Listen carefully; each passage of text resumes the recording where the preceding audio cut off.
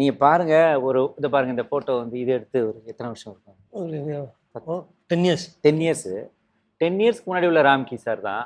இப்போ அப்படியே. அதே மாதிரி தான் இருக்காரு. செட்டுக்கிட்டு எதுவுமே போடல. 2 பேருமே original. Original. So maybe sense எனக்கு வேணா சென்ஸ் ஆஃப் ஹியூமர் வந்து ஒருத்தரை வந்து அப்படியே வச்சிருக்கோம் அப்படின்னு சொல்லலாம். பட் ராம்கி சார் நிறைய அப்ஸ் அண்ட் டவுன்ஸ் இந்த 10-15 வருஷங்கள்ல பார்த்துட்டார்.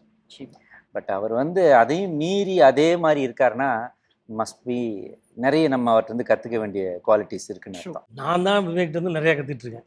இதான் வந்து உண்மை. ஃப்ரெண்ட்ஸுகளுக்கு அப்படி ஒன்றுன்னா உடனே ஓடி போய் சேர்த்து விவேக். பல பேருக்கு நான் சில பேர் சொல்லக்கூடாது, அவங்க டோட்டல் ஃபேமிலிக்கே போய் ஹெல்ப் பண்ணி அவங்க குடும்பம் இன்னைக்கு நல்லா இருக்கு. அந்த மாதிரிலாம் செய்வார் அவர். அந்த மாதிரி விஷயம்லாம் நான் கற்றுக்கிறேன்.